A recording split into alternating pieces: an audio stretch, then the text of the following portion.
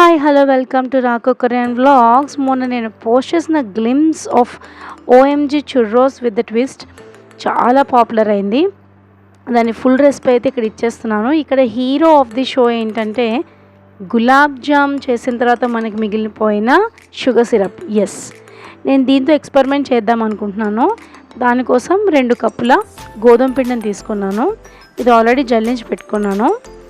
గోధుమ పిండిని జల్లించిన తర్వాత దాంట్లోని ఇక్కడ నేను ఈ గులాబ్ జామ్ వాటర్ ఏదైతే షుగర్ సిరప్ ఉందో దాన్ని అందులో కొద్దిగా యాడ్ చేసుకుంటున్నాను. పూర్తిగా ఒకేసారి యాడ్ చేసుకోవట్లేదు, ఎందుకంటే నాకు ఏ కన్సిస్టెన్సీలో అయితే కావాలో దానికోసం కొద్దిగా యాడ్ చేసుకుంటున్నాను. సో ఇక్కడ మీరు చూస్తున్నారు కదా, ఇది కొంచెం యాడ్ చేసిన తర్వాత దీనిలో మనం బాగా చపాతీ పిండిలాగా కలుపుకోవాలన్నమాట. ఎక్కువసేపు అయితే దాన్ని డోని బాగా మెత్తగా చేయాల్సిన అవసరం లేదు. జస్ట్ షుగర్ సిరప్ యాడ్ అయ్యేదాకా మొత్తం కలిసేదాకా కలుపుకొని పక్కన పెట్టేసుకోవాలి. తర్వాత ఒక 5 నిమిషాల తర్వాత దాన్ని ఒక చిన్న ఉండలుగా చేసుకొని మన చుర్రోస్ ఎలా అయితే ఉంటాయో లాంగ్ ఫింగర్స్ లాగా ఆ షేప్ అనేది మనము ఇలా ఇస్తూ ఉండాలన్నమాట. ఇక్కడ దీని మీద ప్రింట్స్ కోసం ట్రై చేస్తుంటే మా సిస్టర్ నాకు ఒక సజెషన్ ఇచ్చింది.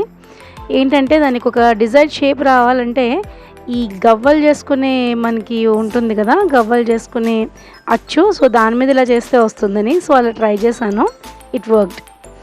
సో తర్వాత లో టు మీడియం ఫ్లేమ్లో పెట్టుకున్నాను. నేను ఆయిల్ పెట్టుకొని దానిలోనే ఈ ఫింగర్స్ అనేవి వేసేసుకుంటున్నాను అనమాట.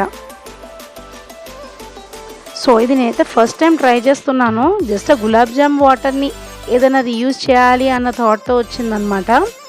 సో ఇలా మనం మీడియం ఫ్లేమ్లో ఇది పెట్టుకొని వేయించేసుకోవాలి. ఇక్కడ మీరు చూపిస్తున్నారు కదా, ఇక్కడ మీరు చూస్తున్నట్టు ఈ కలర్లో వస్తే సరిపోతుంది. తర్వాత నేను దీనికి బెల్లం పొడి యాడ్ చేశాను.